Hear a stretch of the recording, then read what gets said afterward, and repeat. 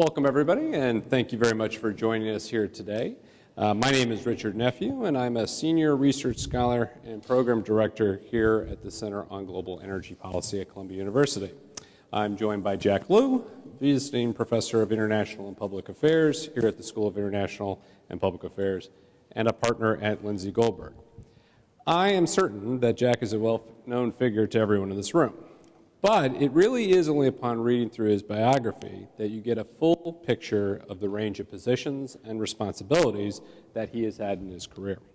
He most recently served as the 76th Secretary of the Treasury, covering President Obama's second term. But in the Obama administration alone, he was also Chief of Staff to the President, Director of the Office of Management and Budget, Deputy Secretary of State for Management and Resources. In the Clinton administration, he served as OMB director also, as well as its deputy director and as a special assistant to the president. He's been a managing director and chief operating officer for two different Citigroup business units, executive vice president and chief operating officer of NYU, and a legislative aide to, among others, Speaker of the House Tip O'Neill. In his long and distinguished career, Jack has had the opportunity to really shape, influence, design, and direct U.S. economic statecraft in a variety of ways. And it is this subject that we're going to discuss here today. Economic statecraft is something that, while a bit amorphous and difficult to pin down at times, has been a persistent theme in U.S. history. And arguably, you could say the Revolutionary War was an example of British statecraft done very poorly. And economic affairs have been at the core of U.S. foreign policy since. But only really since after the First World War, and especially after the Second World War, did economic statecraft in the United States become a matter of global import. Since the end of the Second World War, the United States has become the world's leading economy with the ability to affect business decisions around the world with the merest glance. And that explains in part why you'll very rarely see Treasury Department officials talking often to the media, especially when you could have market-moving information. With the conclusion of the Cold War, the United States took an unrivaled position as a global political and economic superpower. And in time, the United States began to use that position, not least in the development and use of economic sanctions.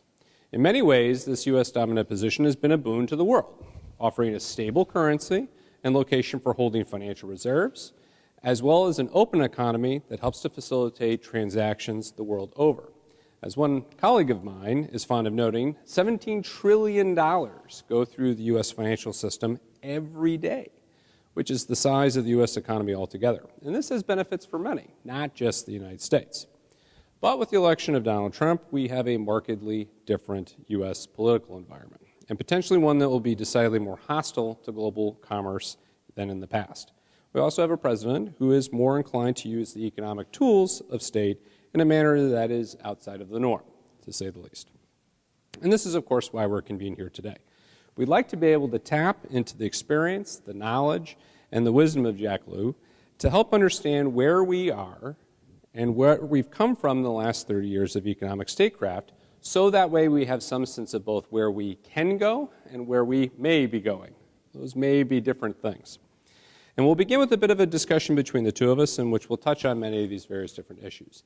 At that point, we'll stop and we'll take questions from the audience. We've got a microphone that we'll pass around.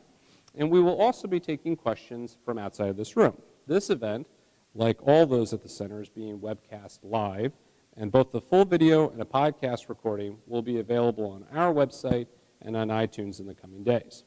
For those of you who are watching online, you can pose a question to Jack via Twitter by using the hashtag CGEP events, as well as my personal Twitter handle at Richard M. Nephew. And I'll be checking that periodically as we proceed. So with that, let's start with a bit of a retrospective. You've been involved in U.S. policy over the course of the last 20, 30 years. What would you say are the top 3 or 4 dynamics that you've really seen emerge with this? First, thanks, Richard. It's good to be here. In the interest of full disclosure, I feel we should let everyone in the room know that we're colleagues and the State Department and the Treasury Department. And we've also been collaborating with faculty here at Columbia. Just in December, we wrote a piece together in Foreign Affairs on economic state. When I think about the last 20 to 30 years, I try to boil it down to just two or three things. I'd say that one thing that has changed is the delineation of executive authority through statutes that give the president, and with the delegation from the President to the Treasury Department, the ability to implement sanctions programs subject to compliance with the law. That's created a flexibility of designing programs, and that flexibility involves putting things like sanctions in place, and also the ability to remove them so that you can use sanctions as an effective tool to drive foreign policy. Sanctions, after all, are not first and foremost a means of putting punishment in place, though there is something punishing about sanctions. It's really designed to drive change.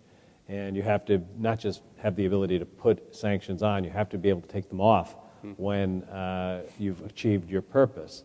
And if that was something that was subject to legislative approval, it would make the whole regime very different. So that's one change. There's a whole set of laws and an alphabet soup of laws at that. Second, I would say, is globalization. And by globalization, what I mean is the use of the dollar, the integration of the global economy, the fact that not every, but the vast majority of global transactions in some way touch the United States or the dollar, is at a level that is unprecedented in terms of its scope.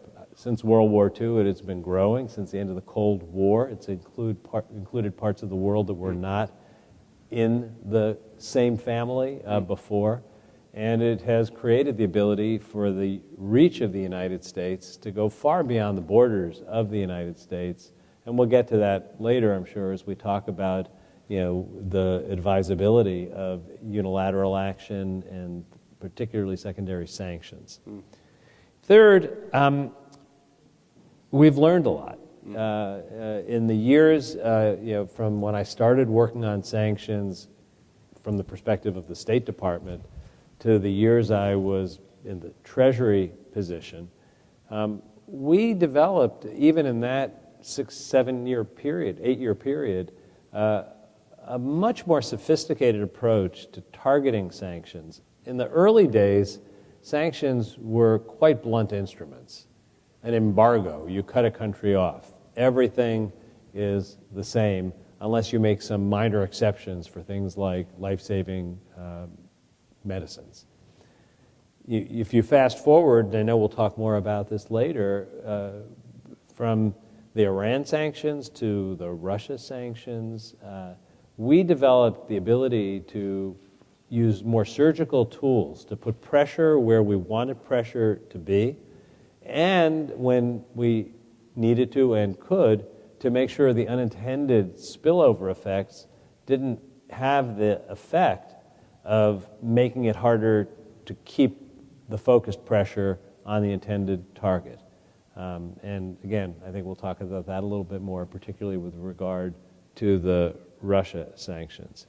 I would say that what the three things that I just went through, the scope of executive authority, the globalization, and the higher level of skill to target, the sanctions that we now use are one of the most powerful ways we project our foreign policy objectives. In many, many instances, it creates an enormous space before you have to even think about using force, which I think is actually important for both the foreign policy reason of being something that helps you accomplish your objective, but not inconsequentially reducing the likelihood of what is called kinetic options, right. Military force. When I think about issues, again, as I'm sure we'll discuss, like the potential overuse of sanctions, my concern is it's a vital tool that needs to be protected not just for now, but for the future. And some of the things that we see going on may feel good at the moment because they're quicker than other things that have longer life spans in terms of the world cooperating with them, but ultimately could end up limiting the long-term effectiveness of sanctions. And I think the things that I described are a snapshot, not necessarily the permanent future state. Yeah, I completely agree, and I think that really you can see all of those dynamics coming to a head in the Russia case. You know, that if you had not had globalization along the lines that you were describing, the Russia sanctions simply would not have worked. You know, they were sanctions that were finely focused on individual actors, individual entities, and their individual debts. And that's not the kind of thing that we could have even done 40 years ago, potentially. Well, I can tell you just as a bureaucratic matter, one of the things we did on the Russia sanctions was we brought together all three different branches of Treasury. You know, Treasury has one silo that is a domestic focus, another silo that is an international economic focus, a third that looks at issues related to sanctions. In order to do the kind of surgical targeting, you have to know an awful lot about what's going on in your domestic financial institutions and international financial institutions, what the flows of transactions are, what the likelihood is that the failure of an institution in one country could lead to the failure of an institution in another country, and the chain of events. So why did this matter so much? When we were designing the Russia sanctions, our goal was to keep Europe on board at a time when there was a lot of skepticism that Europe would have the stomach lining to stare Russia down, and they were buying their natural gas from Russia. They had financial institutions that were more closely tied to Russia. They'd barely emerged from the recession. We were quite a few years ahead of them. We wanted them to be on board. Now, if the spillover effect would have caused as much damage to France and Germany and Italy as it did to Russia, that wasn't a durable coalition. Yeah. If you identified the points of contact in Russia that had the most impact on both Putin and the people close to Putin, you could put an awful lot of pressure on them and minimize those spillover effects. And I think it's the perfect example of where measuring twice and cutting once is highly desirable. Because if you end up putting a sanction in place and then you have to roll it back because your ally says it's just too painful, well, we see how unpleasant that looks. There's almost no good way to explain it when it's removing pressure from the intended target, because you don't really want to hurt the innocent bystander. And the goal of concentrating the pressure on the intended place and minimizing it in the unintended place can look to an outsider like you're pulling your punches. Right. It can look as if you could have done more and you didn't. Right. I would argue that it's aiming and hitting a bullseye and doing the most you can with what you really can put in place. The other thing is that sanctions are most effective when there's a perception that if you don't get your way, you can and will do more. We saw that in the Iran sanctions quite clearly. Bluffing is not a great way to gain pressure. If it's clear that you can't hold your position, your goal is not just to impose pain. Your goal is to cause a change of policy. Well, once your move is exposed as something that you can't sustain, you've taken away the principal objective of the sanction, which is driving a change in the target country. So having that durability, that resilience, that ability to stay with it, and to do more and to increase the pressure is part of an effective sanctions regime. And in the case of Iran, I think you and I were both working on this.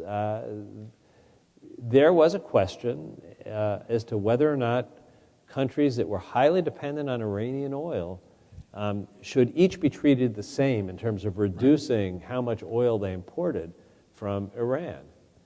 Now, for China, for India, for South Korea, I could fill my fingers with countries where there was an amount of oil where if they didn't bring it in, their economies were going to just suffer terribly. And we had a kind of bespoke approach of being flexible on what reduction over what period of time would be deemed compliant.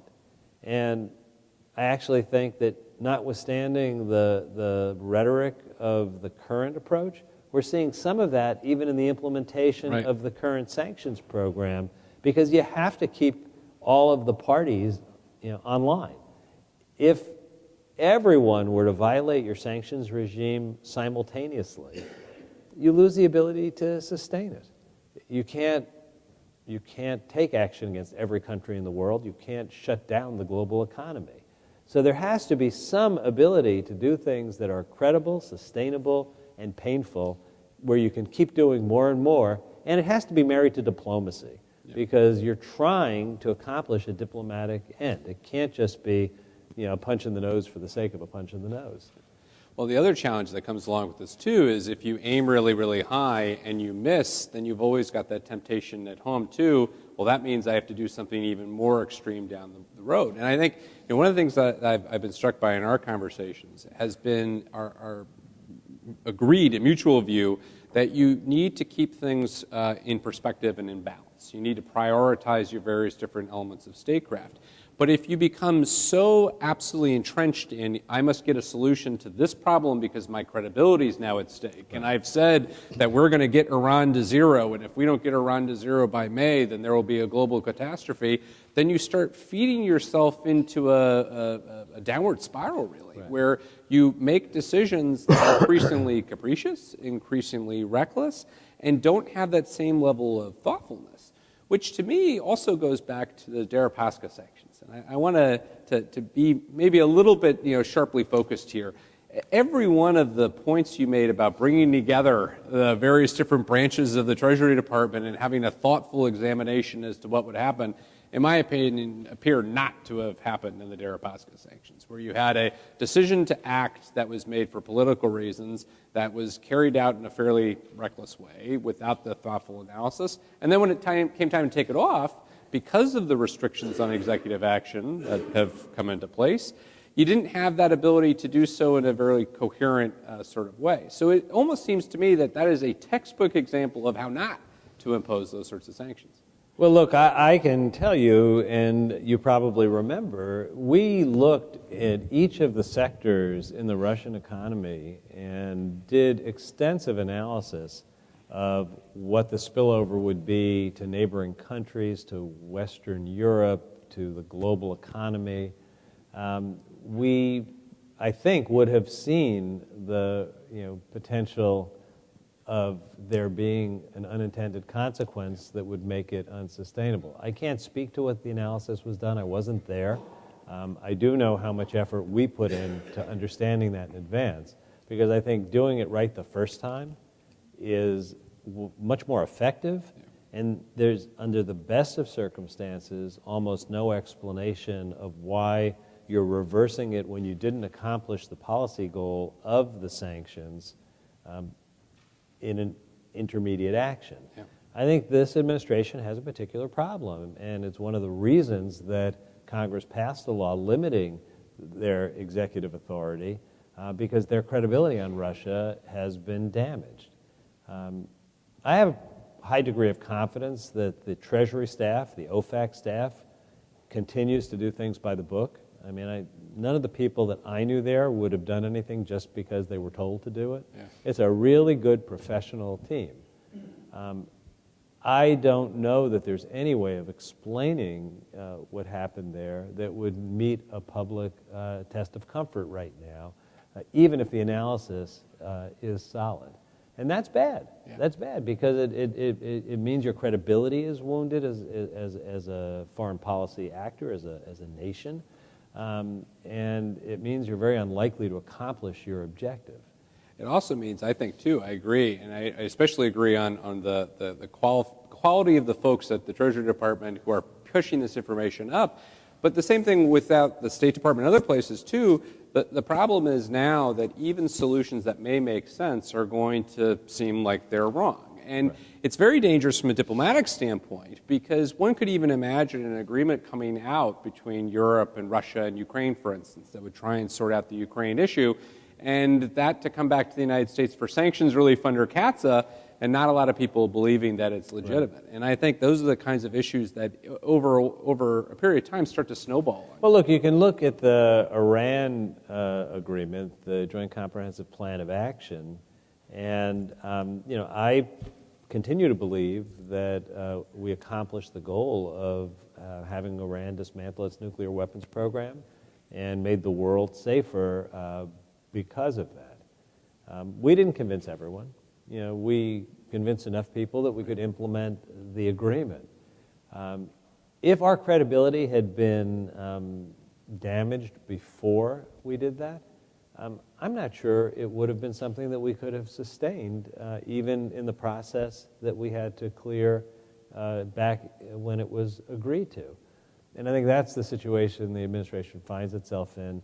I guarantee you that were Russia and Ukraine to agree, it would not be perfect. Yeah. Those kinds of agreements are never perfect. And it would be a judgment call as to whether or not it met a standard to roll back the sanctions. And you have to, as the one who imposes the sanctions, have the credibility to certify that the results warrant the removal of the sanctions. And if you don't have that credibility, it makes the whole process much, much less likely to succeed. And you also have to then deal with the issue of differing views about that agreement between the United States and Europe, for instance. And one of the comments that you made about the coordination between the United States and Europe, I thought was very important. We very much prided ourselves, and I would say as a civil servant who worked in the Bush administration before it, on a level of coordination that existed amongst at least the staff level people to work through these things. That doesn't necessarily appear to be happening on a fairly regular basis. But it leads to a kind of a bigger question. What's your sense of the overall U.S.-European relationship? I think that we see lots of points of friction, certainly. NATO policy, trade policy. We see a lot of concerns with regard to kind of ancillary issues about Israel and the Golan Heights, for instance. We see issues about what's going on with refugees, here in the United States. But do you have a sense of kind of whether or not we're doing long-term damage, whether or not the long-term interests are sufficient to override that? And then kind of related to that, let's expand out a little bit and talk a little bit about, kind of great power relationships and dynamics more generally. So the question of economic statecraft is far larger than sanctions. It includes how you use your tariffs, how you open your markets, whether you use carrots to bring other countries closer to you or sticks to punish them. And we're right now at a moment, unlike any that we've been at in my professional life, where we are being very aggressive almost on everything, and our degree of collaboration consultation is at a low point. I think that's a problem. I think that unilateral action on trade, unilateral action on sanctions, these are all things that you should reserve the right to do when you need to. You should not relinquish your sovereign right to act. On the other hand, if you look at what we accomplished after World War II in building the Atlantic Alliance and in driving both an economic and a geopolitical agenda forward, it's probably the most successful example of economic statecraft in history.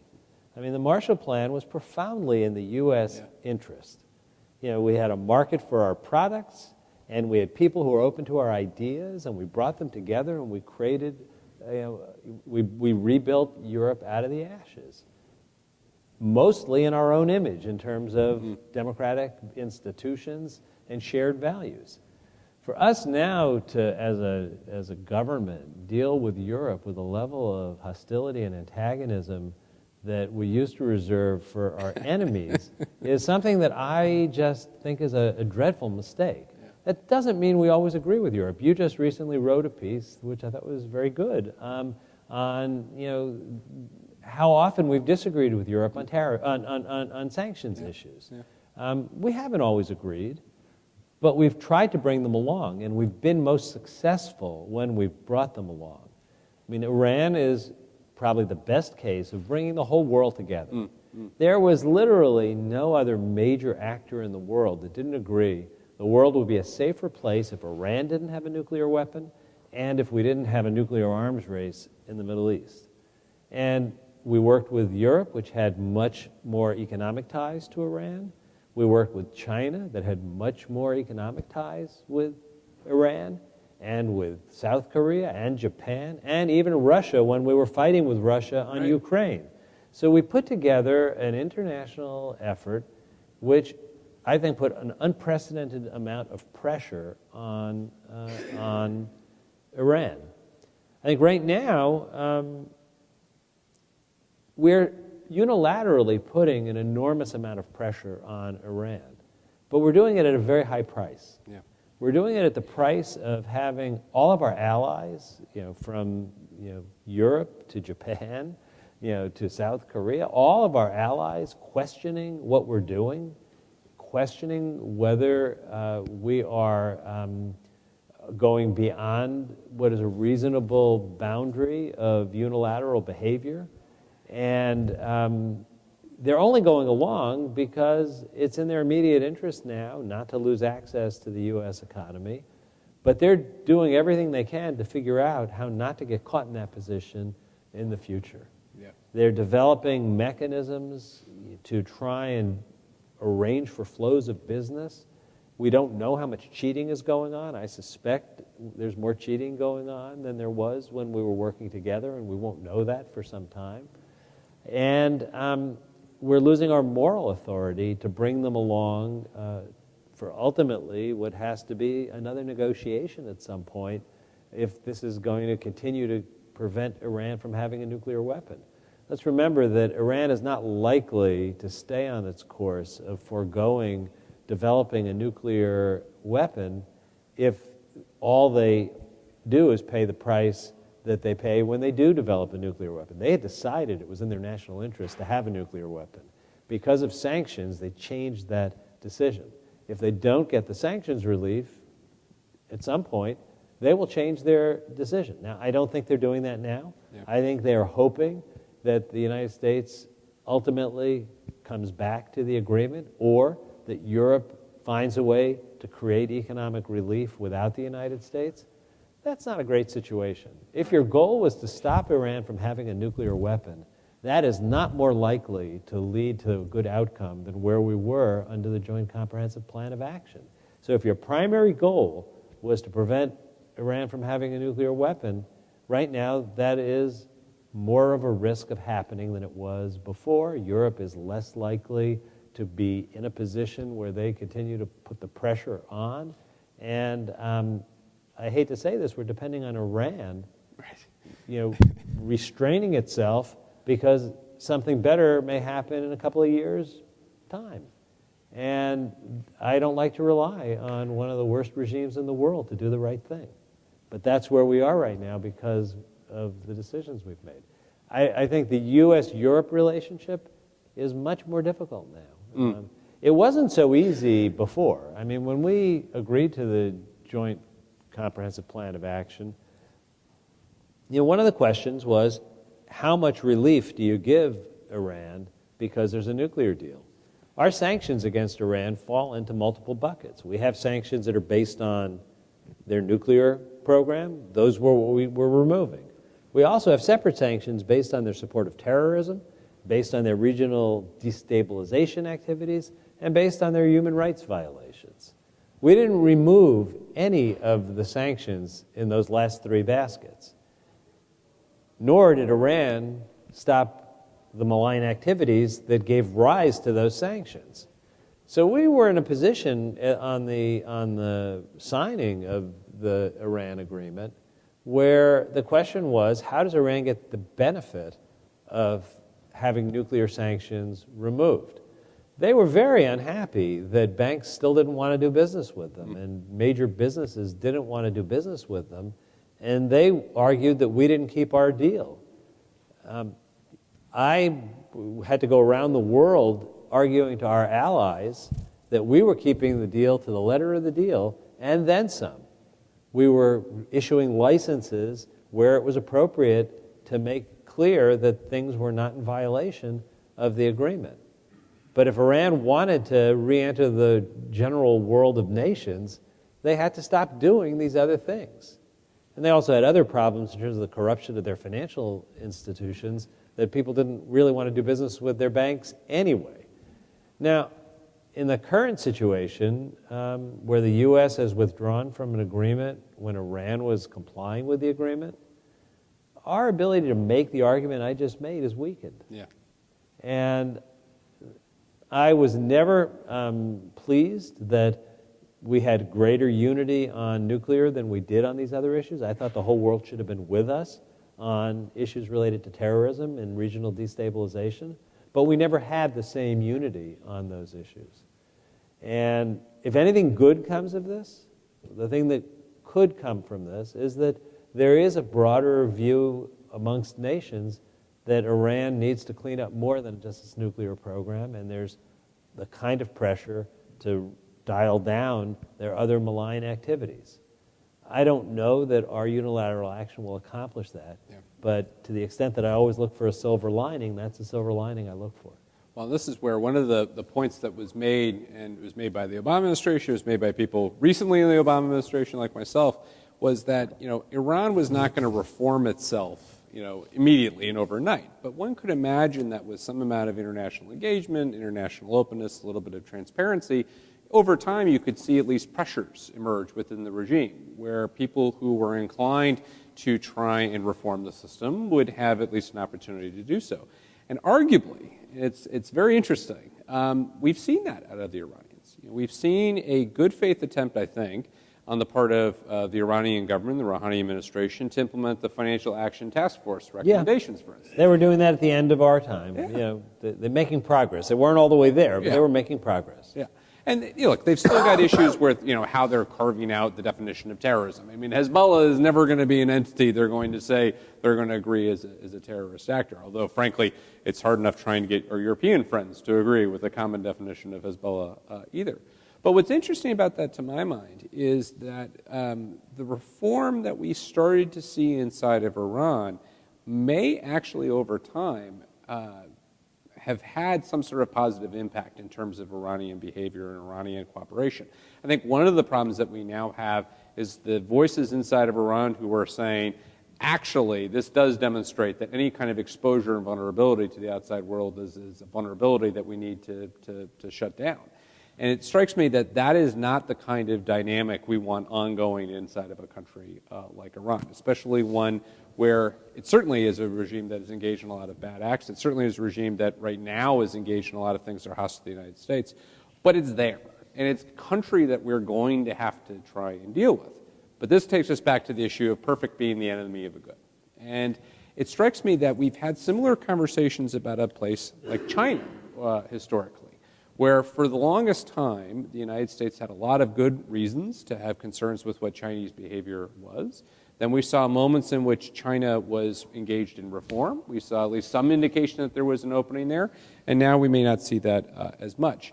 But I wonder if you could give us a sense of how you've seen China issues, especially you've got a nice wide view from the 90s all the way through of how China has tried to change over time, especially since Tiananmen Square. And I'd be curious what you think about what they've done, how the U.S. is either encouraging or discouraging that, and what we should make out of the Belt and Road Initiative and some of these more expansive approaches of economic statecraft by China. So I'm happy to make the transition to China, but first let me just make two points about the reformers and Hezbollah. I think we actually made some progress getting the Europeans to think that Hezbollah is a terrorist organization, and I think the only way Iran will ever accept it is if the weight of the world tells them you can't commune amongst the nations of the world if we don't agree that this is a terrorist organization. We didn't have 100%, but we were making progress. It shouldn't have been as hard as it was. On the reformers, I think it's easy to overstate the power the reformers in Iran have. I think the Iranian people want there to be reform. I think the reformers in the government are constantly fighting an uphill battle with power that's divided, so that the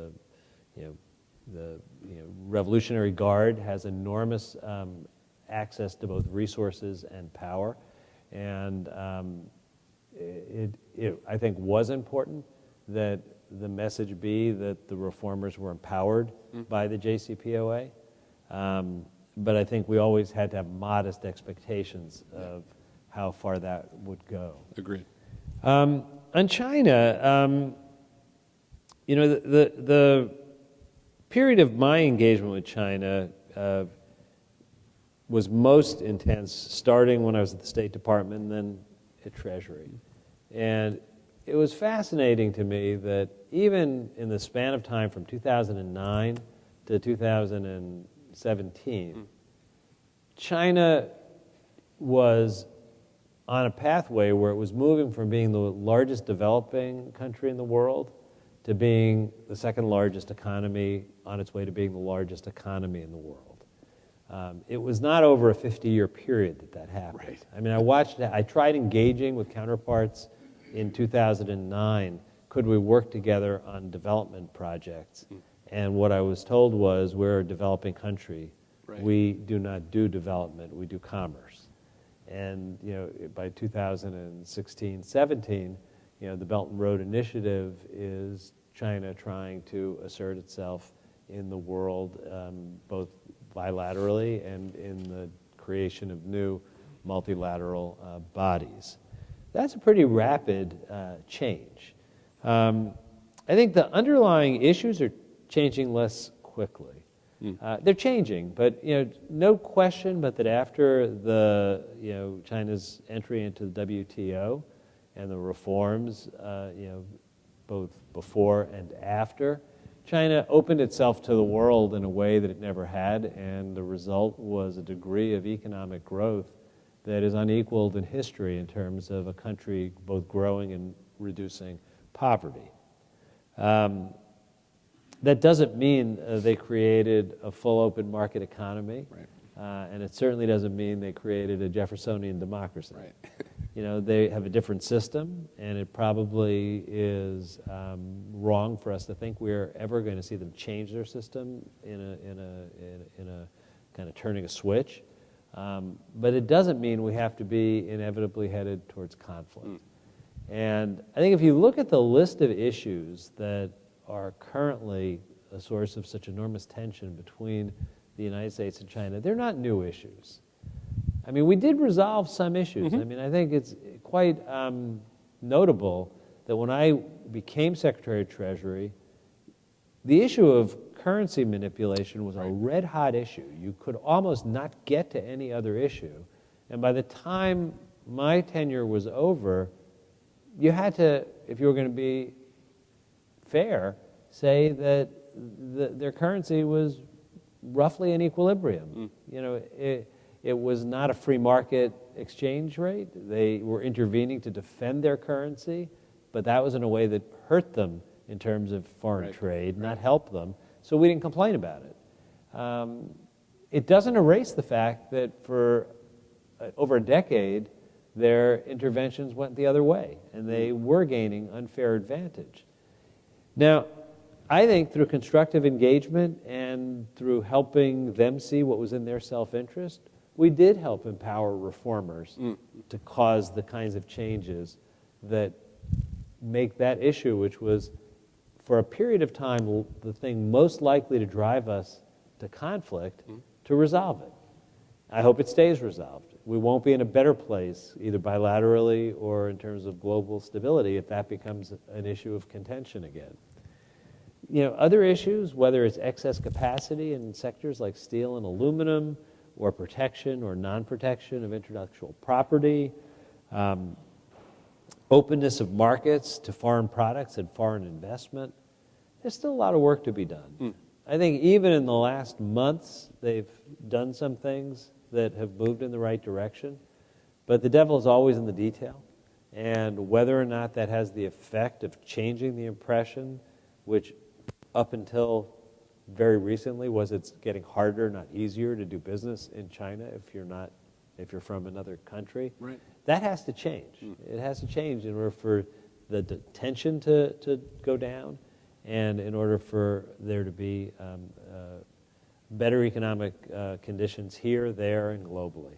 The world needs for U.S. and China to find a way to not be in a trade war. You cannot have the two largest economies of the world in a trade war without hurting the global economy. The mode of engagement right now, I don't think is a very productive one. Yeah. I think the unilateral tariffs are doing as much harm here as they're doing in China. It's making prices go up in the United States. It's causing manufacturers to become non-competitive in the United States. I think China will kind of absorb the pain of tariffs if they have to, and they're only going to enter into an agreement if they consider it to be on a mutually beneficial basis. I think the issue of respect in a relationship, you can disagree deeply on issues, whether it's an economic issue or a security issue, without treating the other country with a degree of disrespect that makes it look like capitulation if they make an agreement that's in mutual interests. You have to keep a pathway open for there to be a face-saving way for there to be an agreement. I'm hopeful that there will be a resolution of the current trade issues, but I don't think we're there yet. The reports I read coming out of the last round of meetings didn't leave me feeling like we were one more conversation away. The conversation that I had when I was in China last week led me to believe that there was still a fair amount of work to do. Ultimately, the United States has to protect itself from unfair practices, which is why we were very hard when we engaged with China on issues like currency and theft of intellectual property, and we made real progress through constructive engagement. It didn't solve the whole problem. I don't know that the current approach will solve the whole problem. I'm skeptical, highly skeptical. What I think will come out of this mode of engagement is a lingering sense that conflict is inevitable. And I don't think that's good. I think the objective, there's this idea that's gained currency that there's a Thucydides trap. Right. The great power has to act to keep the rising power out. And there is a certain natural tendency, but it takes leaders to keep that from becoming an inevitability. You asked about the Belt and Road Initiative. Yeah. I have very mixed feelings about the Belt and Road Initiative. On the one hand, and we said this publicly at the time, it's a positive thing if China provides capital for infrastructure development in parts of the world that have huge need for infrastructure development. My concern has always been on what terms it's provided. Right. Is it provided in a way that leaves a country with a non-sustainable debt? Is it provided in a way that destabilizes the local economy where the project is being built? We had to decide what our response would be, for example, to the Asia Infrastructure Bank. I was going to ask you about that. And just to set it in the context of time, China's initiative to create a new multilateral lending institution was launched roughly halfway through the 5 years when the United States was trying to ratify IMF reforms that were agreed to during the financial crisis. If you remember, China stepped up and helped stimulate their economy to help turn around the global financial crisis. The IMF used massive amounts of resources. You had to refill the IMF coffers. It was done in a stopgap way. The permanent solution was supposed to be with a reallocation of rights at the IMF to reflect the growth of developing economies like China and the relative smaller size of developed economies, particularly in Europe. Every country in the world had approved it but the United States. There was a great frustration. That was the environment in which China went out to raise money for a new multilateral institution. Now, as the person who had to spend 5 years of my life convincing Congress to ratify the IMF quota reforms, I can tell you with absolute certainty that there was no option for the United States to join the Asia Infrastructure Bank. It just wasn't, it wouldn't have been a credible pledge. It wouldn't have happened even if a president had agreed to it. Our mode of engagement on that was to tell other countries, before you join, make sure that China sets it up in a way where they won't create non-sustainable debt loads, where they won't destabilize local economies, where they won't have all of the negative possible outcomes that we worried about. We were a little frustrated that there was a bit of a race to the bottom to win favor with China that weakened some of that leverage, when the UK signed on and then other European countries did. We were separately working with countries like Australia and South Korea that wanted to go in and were going to go in to put maximum pressure on China to have the highest possible standards. Right. And the ability to do that was very much diluted because once Europe jumped in, it was a done deal. Now, what we did manage to do, even after that, was to work with China and the older international financial institutions to work on an approach where the bank in its early years would co-lend with the World Bank, with the Asia Development Bank, all institutions that had standards that were designed to avoid the problems we were worried about. I'm not actually sure whether they've made a loan that hasn't been co-financed at this point. The last time I checked, they hadn't. And I think as a result, they've been meeting the standards through AIIB that we worried about. I don't know what will happen when they start lending on their own. And I hope that the practice is one that will be carried forward. I think on some of the separate Belt and Road Initiative bilateral financings, there are some problems. Yeah. Pakistan is coming to the IMF now for a package. Wasn't helped by the fact that they took on debt that they couldn't afford. Right. Well, and this actually, goes to the broader question of what China is doing kind of geopolitically, and oftentimes that can be taken in a direction of U.S. dollar dominance, and whether or not the renminbi is something that's going to displace the U.S. currency, and whether or not we're going to see, China take the place of the United States as providing the global reserves and so forth. It strikes me that is an important set of issues. It's an important set of questions, but it also can be overwrought. And, that there probably is going to be a change to how the global economy works just by virtue of the fact that we've got a lot bigger economies, beyond the United States that are potentially going to be in those positions. But that the role of the dollar, at least as of today, has yet really to diminish. How do you see the role of the dollar, both in terms of its value for the United States, but how do you see it vis-a-vis some of these other countries that are rising? I think that for the foreseeable future, the next 5-10 years, there's no competitor on the horizon. European growth and the euro are not an option. Japan has had decades of very subpar economic growth, and the currency has remained strong because it's a safe haven, but it's not an alternative to the dollar. China is kind of in between. When I was at Treasury, China was brought into the IMF special drawing rights basket.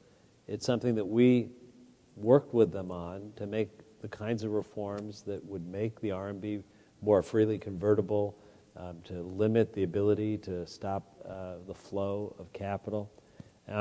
One could have decided it either way, but they'd moved enough, and the truth is the special drawing rights basket does not immediately make you a global currency. It's a step along the way. I don't think China is ready yet to have the RMB be a full global reserve currency. That would mean relinquishing a degree of control that they're not ready for yet. I think they're happy to have the SDR status. I think they're happy that some of the baskets of international funds like the MSCI fund includes Chinese securities. But they also are happy that in a crisis they would have a little bit more ability to step in than they would be able to retain if they were to make the RMB 100% market oriented and 100% convertible with no ability to have capital controls in normal circumstances.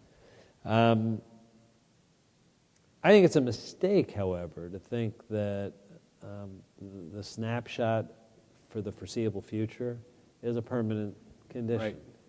Right. Before the Great Depression and World War II, nobody thought that sterling was going to stop being the world's reserve currency. In 1970, 1980, everyone thought Japan was unstoppable, and then it wasn't. None of us knows what the economy of the next 20, 30 years will look like. And what I worry about in some of the practices that we're following now in the United States is that if you could pick the policy steps you would take to accelerate the move away from the dollar, we seem to be doing all those things. Start with our fiscal policy, running enormous deficits, for tax cuts that serve very little useful purpose at a time of growth. Now that means we have to borrow more on the global markets, and that means that our trade deficit will continue to grow, and that's not a sign of strength. The unilateral imposition of sanctions, it creates more incentives to try to find a way to do business in other currencies. So it was not a surprise when Iran's first two stops after we unilaterally imposed sanctions were to Beijing and Moscow. And there has been an uptick in oil trading in RMB. Not enough to push the dollar aside, but it's just a beginning of a move. I think that the status quo is the status quo until it's not. Right. And if you look at the profound value to the United States, the whole conversation we had about the use of sanctions, if the dollar was not the world's reserve currency, we wouldn't have that great capacity. We think of globalization in terms of it's become popular to describe globalization in negative terms. It exposes us to more competition and a loss to manufacturing jobs. How much that's globalization and how much it's technology, you can debate. Excuse me. What's clear is that it's given us this singular ability to project influence. Excuse me. Well, and I think, what I would say, too, is that beyond giving us the ability to project influence, it's given us the ability to project influence in a way that actually has got, tremendous benefits to ourselves as well, kind of intrinsically. And it's that intrinsic benefit that we potentially run the risk of losing in addition to the policy ones. And it strikes me that this is a conversation that ought to be had every time a new sanctions bill is being deliberated on Capitol Hill. I mean, it's certainly something that we talked about when we were talking about sanctions decisions, sitting around the deputies, committee room, not all together and not always necessarily as coherently and cogently as we should have. But it strikes me that as this administration pursues sanctions against Venezuela, as they pursue sanctions against Iran, as they are given sanctions against Russia that they need to impose, it's that lack of prioritization that runs headlong into the trade policies. And if you didn't have trade policies the way they are, you at least would have that amount of flexibility, which is not the case now. I think that's right. I apologize. I brought a cold back from Asia. Yeah. The simultaneous increase in unilateral sanctions and unilateral trade tariffs is it's just a lot of pressure on the system. And I don't think it's going to have the immediate effect of having the world leave the dollar. Right. It may not happen for 25 or 50 years. But it's not a good thing if the Europeans are trying to figure out how to work around the dollar. Yeah. It's not a good thing if there's a pressure to trade more commodities like oil and other currencies.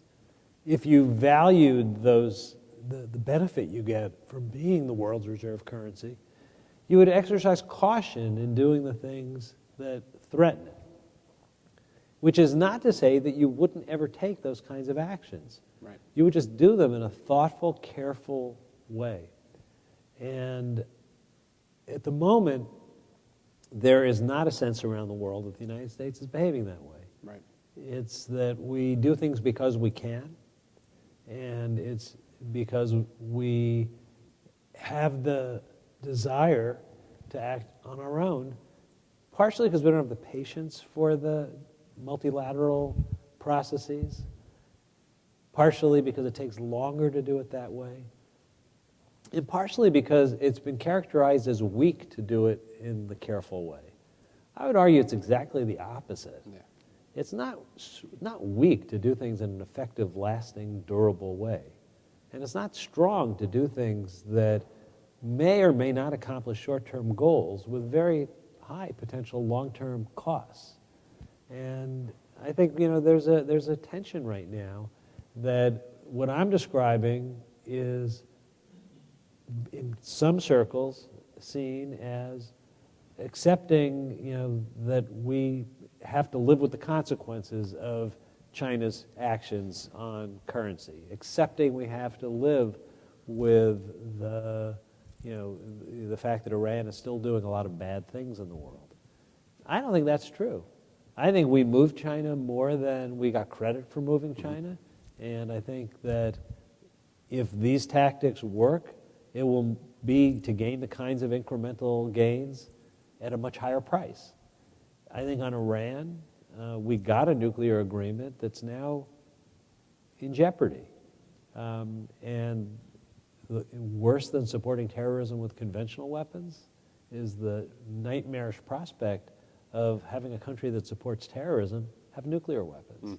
So, I think it's a question of prioritizing goals and understanding that you can't solve things 100%. And if you get the most important things taken care of, the world's a better place and the U.S. is stronger.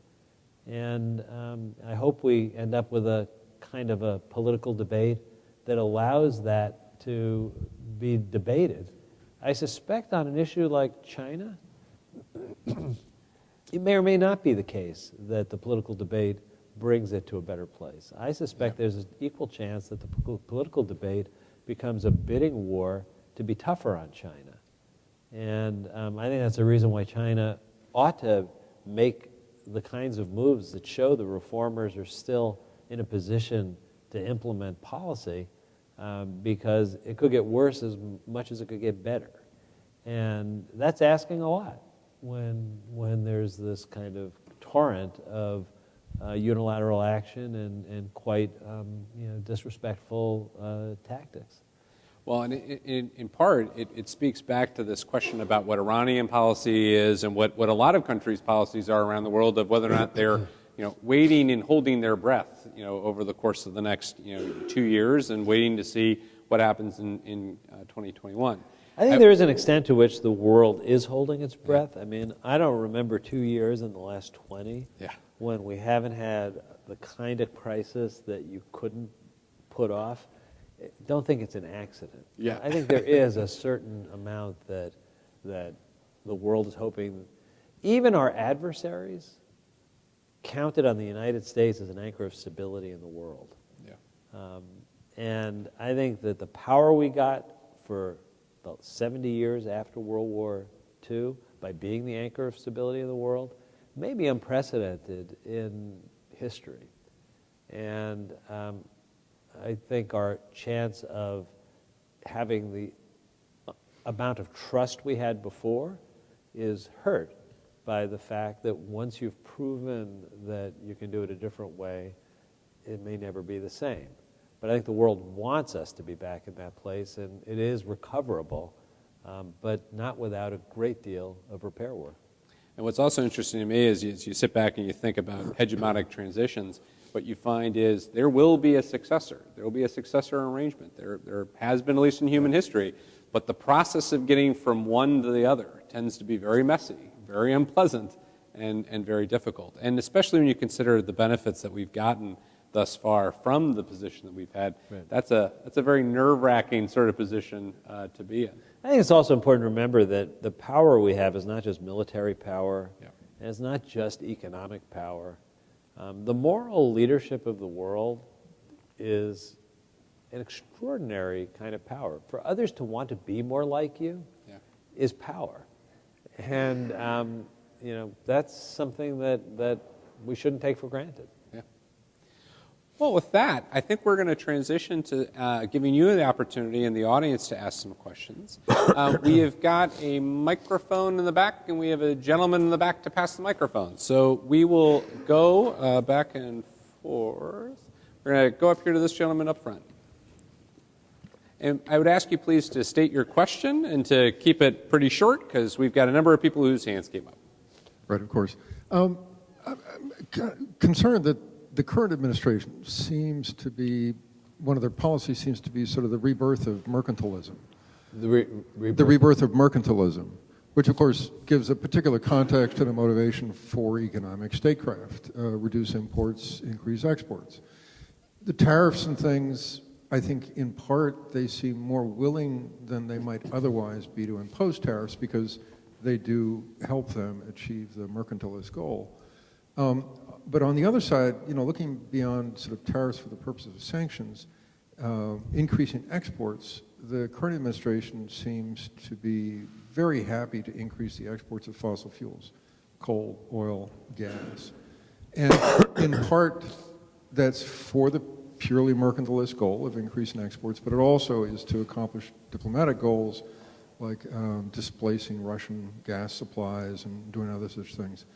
The concern is, of course, that these short-term goals have very long-term impacts, where by reducing the prices of fossil fuels overseas, by shipping so much of our national resources, we're discouraging other people from moving to the renewables, which I think we all should agree are in everybody's best interest long-term.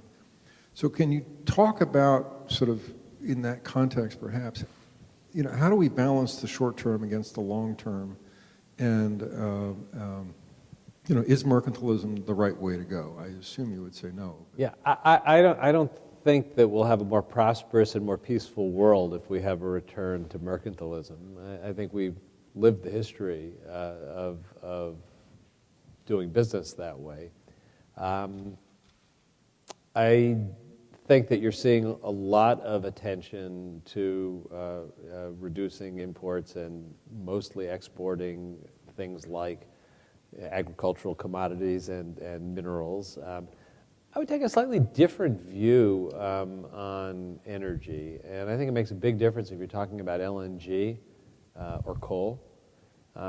This administration withdrew from the Paris Agreement.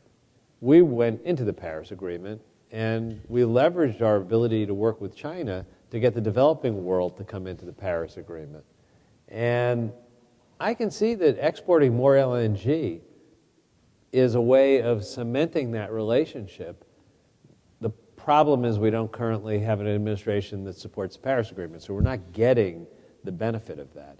So it looks more like mercantilism now than it would look like if it was part of a larger strategy to not just treat it as a one-off economic issue, but as part of a global relationship.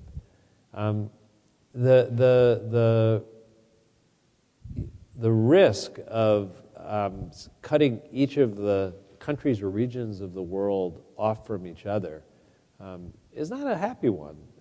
It will lead to lower growth and more conflict, ultimately. I don't think the right answer is for us to be open and everyone else to be closed. There has to be mutuality. I mean, the problem with China was that they didn't open their markets when we opened our markets. Now, you could say they were a developing economy, they weren't ready, but that explanation works better when you have one of the highest rates of poverty in the world than when you've brought so many people out of poverty and you're approaching middle income status. And everyone's self-image has to evolve with changing circumstances. So I'm not sure that I've answered your question completely, but I guess I wouldn't view it just through the lens of mercantilism. So selling LNG can be more than selling LNG. I think the mistake in our policy now is that we're not linking our economic activities to broader issues and using it as a way to advance national interests more broadly. And I think the more we look like we're building a moat around the United States, the less ability we have to do that. This gentleman up here. So I have two quick questions. One, when you're formulating the sanctions protocol, how do you take into consideration the support of the American citizen for those sanctions in order for them to not be disagreed with? And the second one, when you're trying to control for the spillover effects of the sanction with respect to other countries, what benchmarks do you use, or how do you know that that your conclusions are the ones that have the strength to accomplish the objectives and not allow, let's say, a country like Russia somehow a pathway out of it when they counter-respond? So on the first, it's hard to have a dialogue with the public on the impacts of sanctions, but I can tell you from experience, you hear loud and clear from the businesses who are affected by sanctions, and you know exactly what they're worried about in terms of loss of business, of potential retaliation by the country where they have large investments. And you try and figure out how to minimize the damage to U.S. businesses without taking the policy and making it ineffective. I actually found that most CEOs were actually pretty patriotic. They came in and they made their case and they explained what they saw as a problem. And sometimes they helped us see things that timing could make a big difference, where, if you were going to cause a U.S. company to breach a contract so that Russia would have a windfall, they got most of the benefit, but they wouldn't have to pay. You're not hurting Russia by having a rigid approach that says, the date is the date and everything. You can work your way around things like that. I had some CEOs, say to me, "Look, I disagree with your policy, but I will live 100% within it. And here are the things that would just do extraordinary damage that you don't really mean." Then there were others who would say, only one foreign policy, and we have a huge investment in Russia, and yes, we could lose that, but you have to do what's right for the United States and for the global objective. So you had a full range of feedback, but there was no lack of visibility as to what the affected businesses thought they would experience or thought you should do to minimize the harm. It's a very good question. How do you target so that you keep the pressure on and you don't let so much off that it becomes ineffective? We started with Russia with a very small bank, Bank Rossiya. Now, why did we pick Bank Rossiya? Because all of Putin's inner circle banked there. We put the pressure directly on the people who were closest to Putin. They noticed. They felt the pain.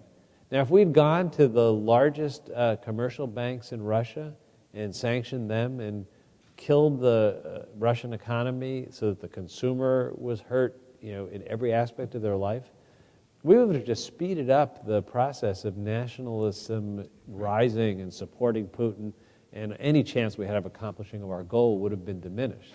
If it spilled over to the point where Europe was screaming, we can't live with this, we're going to go back into recession, our capability of effectively putting pressure on Russia would have been limited. So I think if you look at what we accomplished, it would be easy to say, well, Russia's still in Ukraine, you didn't accomplish anything. I don't think that's true. I think we can't take full credit for the sanctions because you also had the price of oil dropping and Russia was suffering economically because of that. That gave our sanctions in some ways more power because it was like the last straw. They agreed to a diplomatic framework to try and work through the issues with Ukraine. They stopped what was at that point still a continuing westward move through Ukraine. You could say that they froze the conflict. Maybe they froze it a little bit before they would have. But, time will tell whether the Minsk Accords produce an agreement.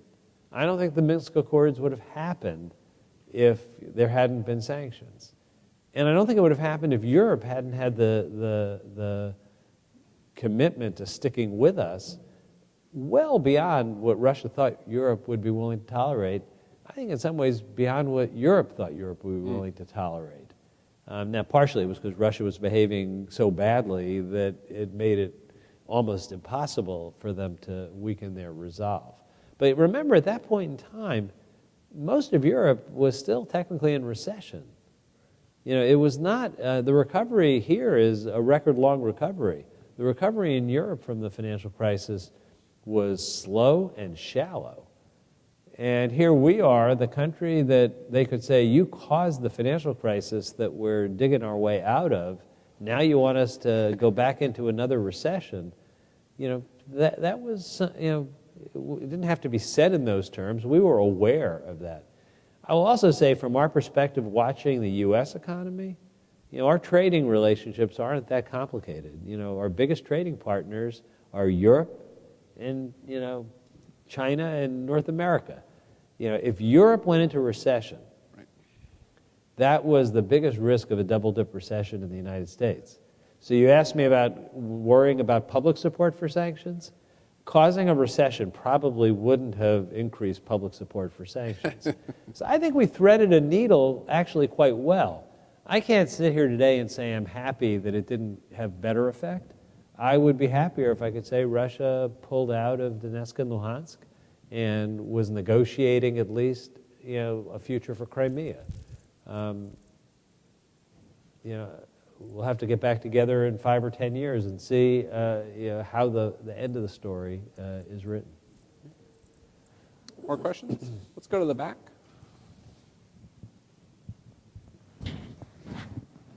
Hi, thank you very much for a very interesting conversation. I wanted to ask a question about climate change and the Paris Agreement, and I suppose I want to frame this within the context of economic statecraft.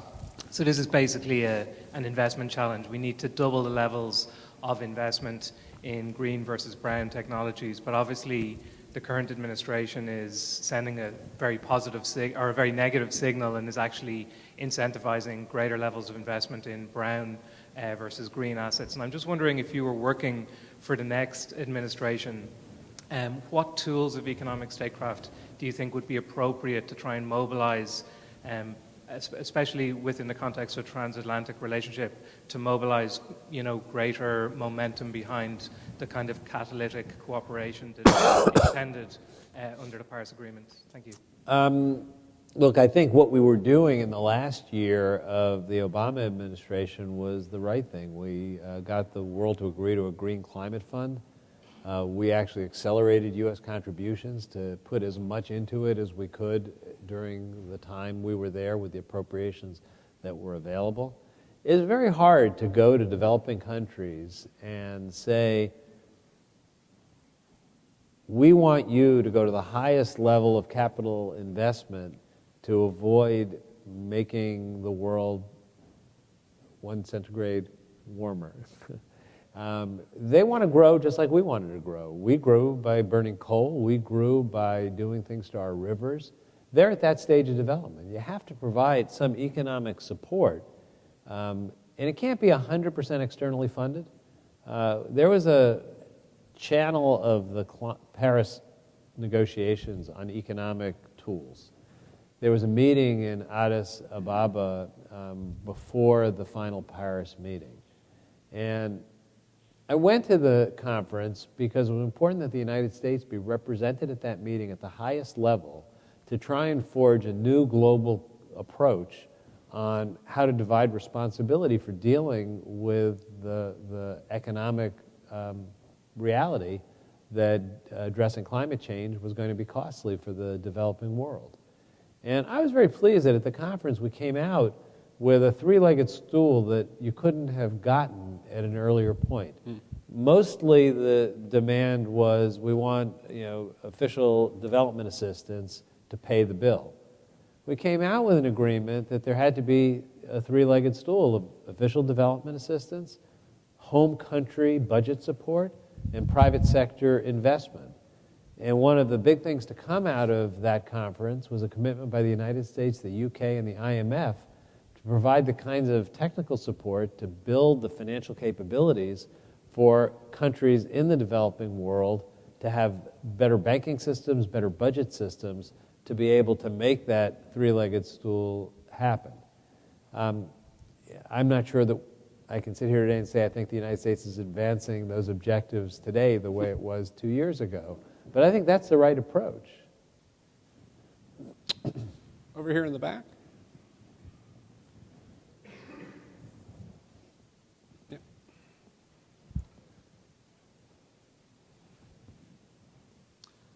Hello. I wanted to ask about Venezuela. It's a topic that particularly applies to this topic of sanctions, and I want to know the perception you have of the sanctions regime implemented by the United States. Is it effective? Should it go farther enough, or what are other considerations to be made to resolve this humanitarian crisis? Thank you. I think Venezuela is a tragedy.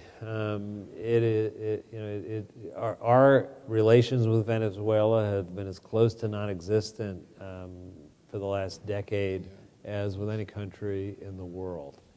I think it's actually a testimony to the power of U.S.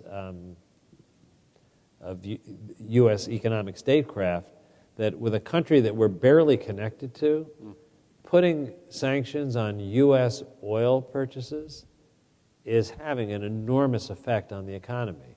It's not that they sell all their oil to the U.S., but they get most of their hard currency from sales of oil to the U.S. Russia will forgive a debt. China will have some long-term, credit facility.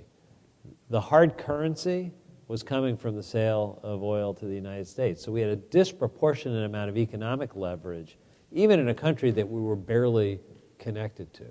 So on the one hand, it says something about the enormous power you have. Look, I think that the way they handled the election and the change on the ground in Venezuela deteriorated considerably over the last 2 years from what we were looking at just 2.5 years ago. So the situation got much worse. It wasn't good, and it got worse.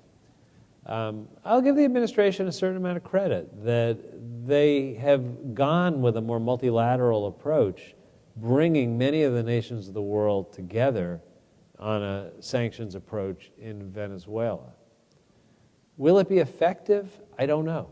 I don't see the diplomatic engagement that you need in order to get the kind of outcome that economic pressure is really designed to produce. Now, it may be that it's just a very difficult circumstance because we didn't start out with a diplomatic relationship. We didn't start out with a diplomatic relationship with Iran either. Right. I mean, we'd had no direct... I remember having to choreograph the first conversation that we were going to have with Iran. We had to create the chance meeting, at an international engagement. So I hope that there is a diplomatic process. I don't know that there is an easy solution to Venezuela. It ultimately is something that people of Venezuela are going to have to resolve. And it's not just a question of Venezuela. It's a huge issue for Colombia, which is very sensitive to the flows of people out of Venezuela and to economic distress in Venezuela. I'm not sure that I have a better answer than that. I'm not critical of the desire to change things in Venezuela. I hope that this approach is effective. All right, we're now going to go into our lightning round. So we're going to take 3 questions at once, so keep your questions very, very, very tight. So we're going to go here in the middle, and then we're going to go here, and then we're going to go up front. And we'll do as many lightning round questions as we can. Go ahead. Sure. Thanks so much. So my questions relate to TPP. So what were the economic statecraft goals behind the Obama administration's push for TPP? What are the costs of the U.S. retreat from that? And earlier you were saying that the existence of the Thucydides trap really depends on leadership, but couldn't there be an argument for that TPP was an economic containment strategy? How would you respond to that? All right, and then the gentleman in the whitish shirt, there you go. Who invented the idea, who originated the idea to remove Alexander Hamilton's portrait from the $10 bill. Okay. And then we'll go to the gentleman in the yellow shirt, or yellow tie. Thank you. If you were to replace the harsh treatment of China by bringing them to the table with the sanctions or the any other of the economic actions that the administration has taken, what would you have done to bring them to the table and keep them there to a final agreement? All right. TPP, I think, was very good economic statecraft. It started as a conversation between small and relatively insignificant economies with the idea that if the United States entered into an agreement with some smaller economies, the big ones would follow. And the big ones came in. And we worked out an agreement where, notwithstanding the terrible political fallout, it had high labor standards, high environmental standards, it put better business practices in place, and it's actually become the source document for the current administration's negotiations with China, and with Canada and Mexico. So for all that the administration withdrew from TPP, when it comes to an issue like currency, they go back and they replicate what we did in TPP. When it comes to labor standards, they are replicating TPP. What have we lost? We created a vacuum, and political nature abhors a vacuum. We created an opening for China and for others to do bilateral and other regional agreements where we don't get to drive the standards, where they're not going to be as strong if we're not there. The TPP minus the U.S. will be close but not as strong, and I think that there's a chance the United States at some point comes back in, but we won't have that leadership role that we had in designing it in the first place. I don't think it's fair to say that it was a containment strategy. I can't tell you how many times I said to my Chinese counterparts, we would welcome you into TPP if you can meet the standards of TPP. Ultimately, if China makes the reforms it needs to make, it should be in a TPP. They're not ready to do it now, but it's the right goal. And I'm not sure they saw it that way. They saw almost everything that we did that could be viewed as adversarial, whether it was a geostrategic issue like the THAAD missiles, where the only way to see what North Korea was doing was to have the missiles there. They viewed it as being to watch them. There was no way to watch North Korea with that. And they would, I can't tell you how many times I had this conversation at the highest levels in China. We genuinely were not looking to watch China or to keep China out. But that's where you have to have relationships of trust where you can have those conversations, where even if there's a sense of growing inevitable conflict, there are these conversations that pull you back to level set. I'm going to get to Hamilton after I do the other one, just because it doesn't flow otherwise. China's a very challenging diplomatic relationship, economic relationship, strategic relationship. I don't think it's a secret that in the military circles, there's been a growing concern for 10, 20 years that their interests and ours ultimately come into conflict. I think the counter to that has been on the economic side, where you could build stronger economic ties and create not a common identity. We're never going to have the United States and China look the same. The question was, could we push them in the right direction enough that it helped us to avoid conflict? China doesn't have a history of territorial expansion. They've got quite a lot of territory. They have quite a lot of people. On the economic side, they definitely have an interest in making sure they have sources for the natural resources that they need that they don't have, markets for their products. By tying their access to what they want to behaving along the lines of globally accepted rules, by giving them a bigger seat at the table if they did the right things, I think we did move them in the right direction. I don't know that this kind of much more confrontational approach will lead to more than the kinds of progress we got through an approach that I think dialed the temperature down a little bit on conflict. So plus, we had a much more complex agenda with China. We had the desire to have China cooperate on the Iran sanctions. We got their cooperation. We had the desire for their cooperation on Paris. We got their cooperation. We had the desire for their cooperation on putting sanctions on the DPRK. And I would say that for a moment, there was a time when I thought the administration's bellicose rhetoric may have actually brought that to a point where they were maybe getting China to do more. I'm not so sure anymore. Yeah. I'm not so sure. I mean, there's no effective way to put maximum pressure on North Korea without China. And, you know, I hope that they can accomplish that if they need to, but the kind of romance between leaders has not created a clarity of purpose that I think gives us the ability to get the cooperation with China at a time when we're in a trade war with China. So, you know, on Hamilton, it was never a proposal to take Hamilton off the $10 bill. So no one approved a plan to take Hamilton off the $10 bill. The original plan was actually to have multiple $10 bills and to have more places for images. That proved to be not practical. And when that proved to be not practical, we switched to the $20 bill for a bunch of reasons.